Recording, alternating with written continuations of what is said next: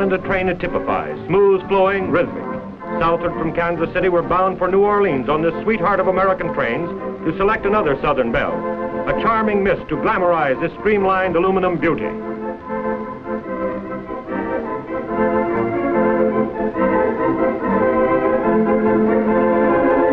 Kansas City Southern Belle, Marjorie Calhoun, is silhouetted against the car window.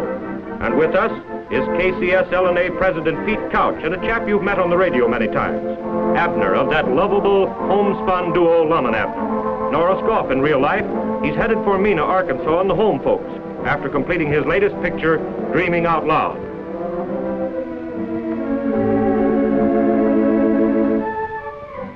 At Pittsburgh, Kansas, more loveliness awaits. Lois Thompson, with plenty of poise and everything, is welcomed on the Southern Belle with the entire city backing her for the title, awaiting one girl of many, the Miss Southern Belle.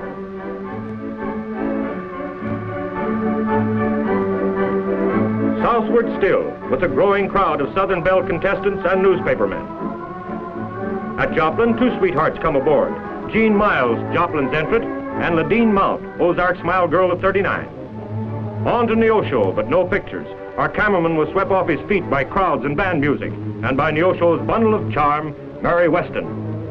Rolling along through the Arkansas rugged Ozark hills, we are reminded that the aluminum alloy from which the Southern Belle was constructed came from bauxite, mined in Arkansas. Siloam Springs turns out en masse to usher in a new era of travel comfort and to bid good luck to their smiling Southern Belle, Carolyn Trahee.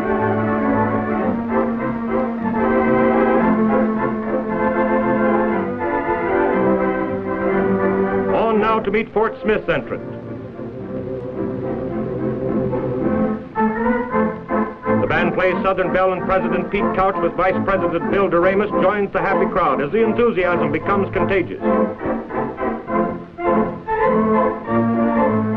Siloam Springs Southern Belle assists in welcoming Mary Gordon Richardson, Fort Smith's Southern Belle. Approaching Mena, and an exalted crowd waiting to welcome Abner and give Freddie Barbara Martin a rousing send-off. Executive Vice President W.N. Bill Doremus accompanies Abner as he leaves the train to meet a proud mother and other home folks. The attractive auburn-haired Mrs. Goff and the two Goff kiddies are given a warm welcome.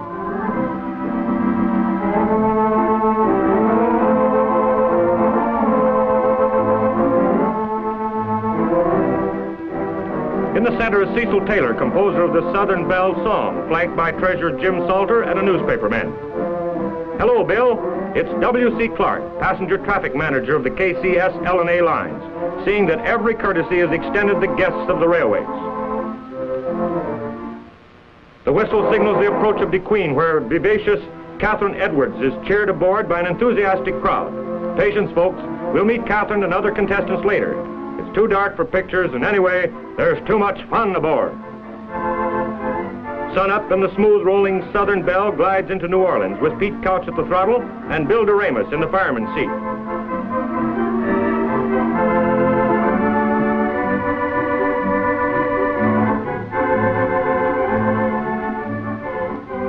Association of Commerce Vice President Simpson and the railroad's Executive General Agent, Noel Adams, extend official welcome.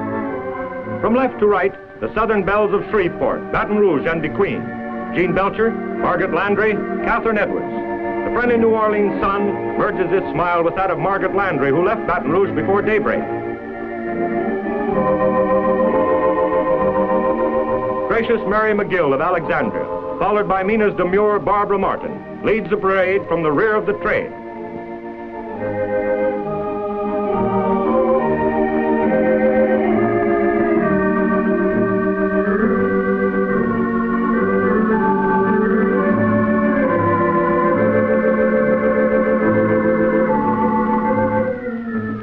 After a delightful breakfast at Hotel Roosevelt, the charmed contestants were transported in ancient horse-drawn carriages.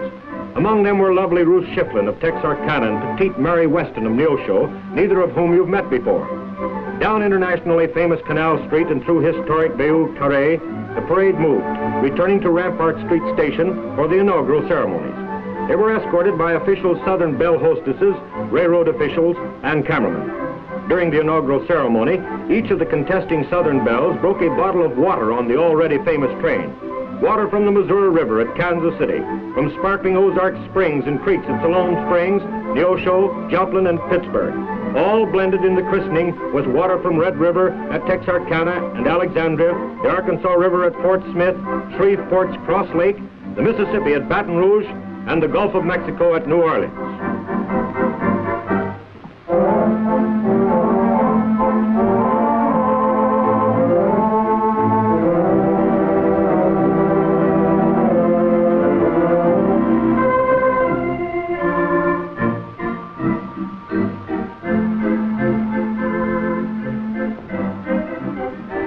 Hammond, New Orleans Southern Belle, is the first to christen the giant locomotive Southern Belle.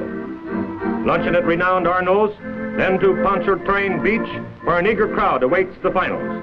A judging committee of 11 prominent women, headed by General O.R. Gillette, 94-year-old Confederate veteran, faces the difficult task of selecting the Southern Belle.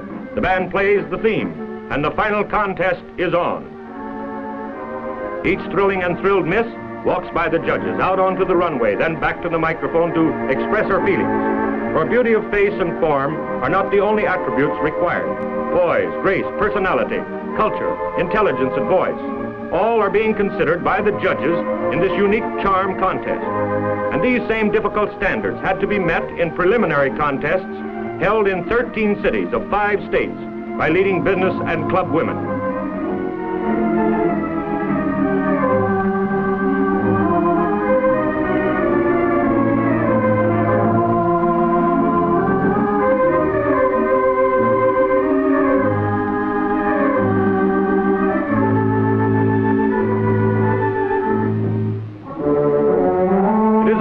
Exclusively feminine, except for General Gillette, who waltzes with each girl to observe her skill in manipulating the hoop skirt.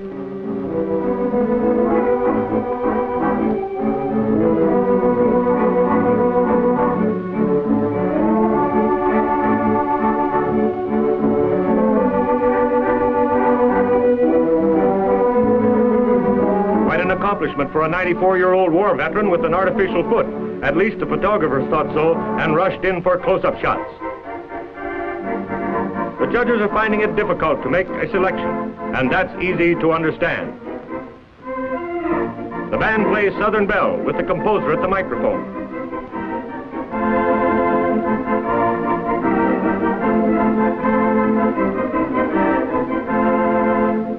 The girls join in, as does the crowd, led by Sandy Sinclair of Kansas City. A ripple of expectancy. The judges have spoken. Miss Southern Belle has been named. She is Margaret Landry, 18, of Baton Rouge, Louisiana. Master of Ceremonies Nicholas Bijorn introduces Miss Southern Belle to Miss New Orleans of 1940. More photographers rush in as the railroad's president and executive vice president congratulate the winner. Presenting Miss Southern Belle, with a tear of happiness still in her eye, she smiles for the admiring crowd.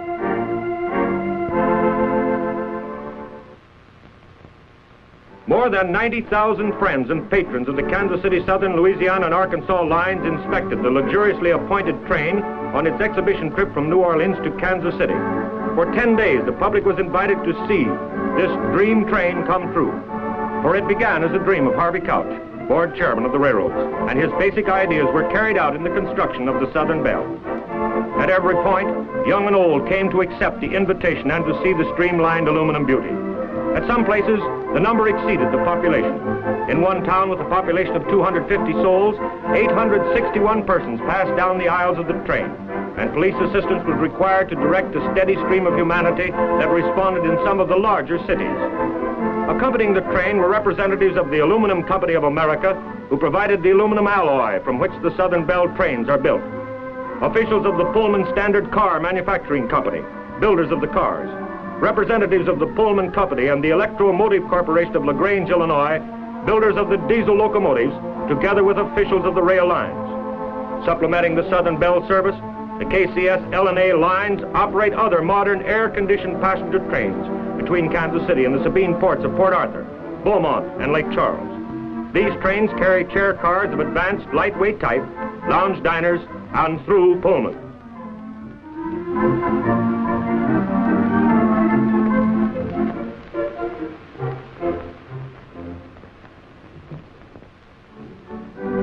Southern Belle trains are now in regular operation. They're doing all right, too, for friendly folks all along the route like this Southern hospitality in a modern travel setting. In this up-to-the-minute chair car, seats revolve and recline to suit your mood. Your easy chair for travel. Here it is.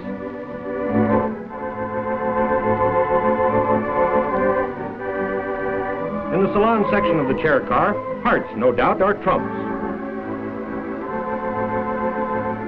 Radio speakers in the lounge, observation and chair cars bring your favorite radio programs.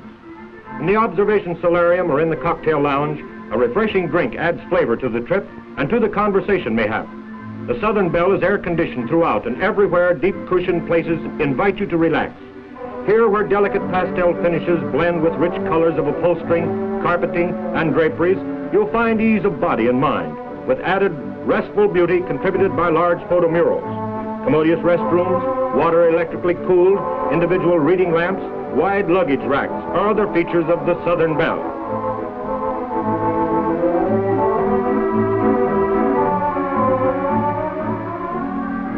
Get your feet under one of these tables and you'll be reluctant to withdraw them. With smiling hostess assisting and careful, courteous waiters attending your every want, here are the best of good things prepared in famous Southern style. And the check won't put a dent in your pocketbook either.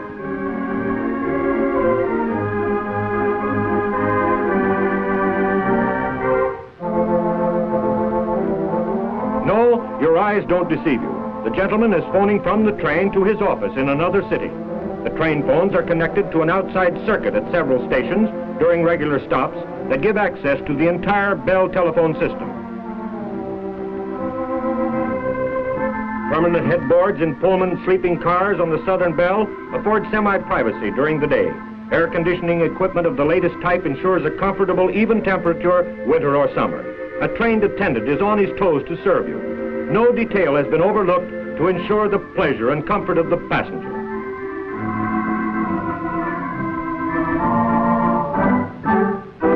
Sleepy time gal.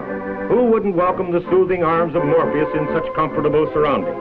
The lady has a cozy boudoir in this single-occupancy convertible section. Of course, this isn't exactly cricket, but just see how easily the berth lowers in these new, specially built Southern Belle Pullman cars, equipped with extra-large sleeping space and fitted with sponge rubber mattresses.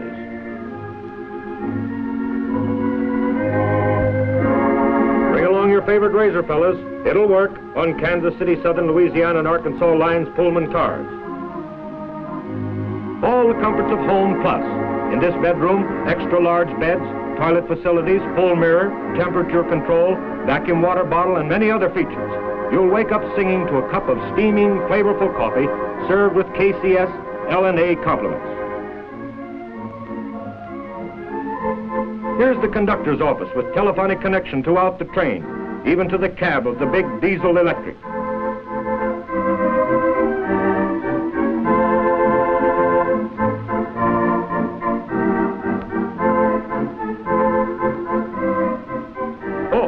Probably forgot to turn off the iron, or maybe it's to tell a friend what a glorious trip she's having on the Southern Belle.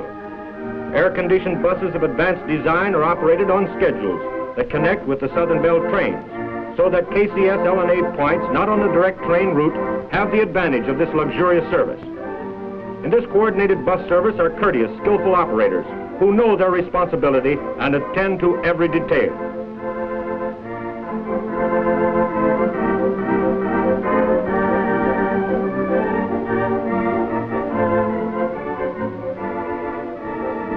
Maybe it's New Orleans, maybe elsewhere, but wherever bound, these passengers soon will experience a rare travel thrill aboard the Southern Belle.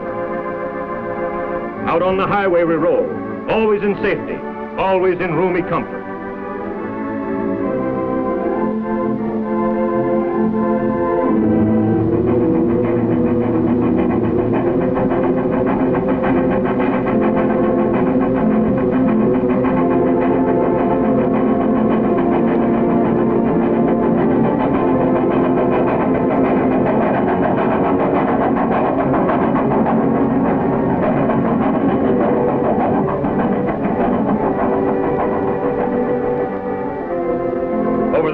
Straight heavy rails and deep ballasted road bed that form the favorite travel route between the Midwest and the South-Southwest, Other trains not so glamorous as the Southern Belle, but equally important, speed day and night.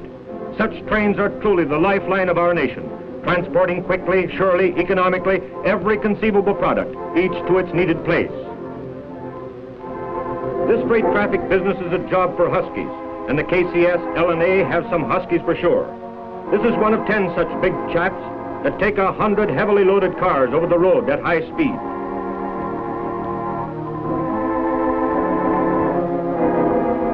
Little man? No, big wheels, 70-inch drivers. No pony this, but an iron horse over 112 feet long. This magnificent bridge cost over $8 million.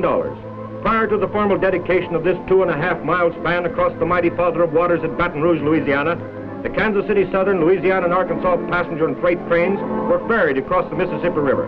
Today, the Southern Belle is routed over this beautiful structure as hours are lopped off passenger and freight schedules.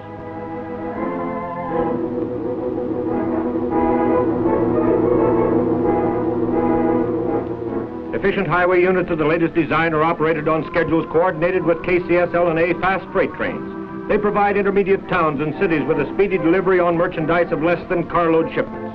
These trailer trucks are manned by carefully picked men trained for the job. Here is a shining example of this railroad's effort to serve its territory.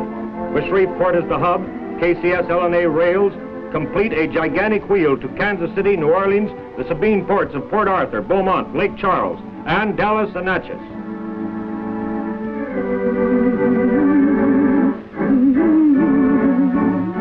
This sweetheart of American trains, with all the extras at no extra fare, is the only train known to carry the image of a living person on its illuminated insignia. You're my dreams of paradise all come true.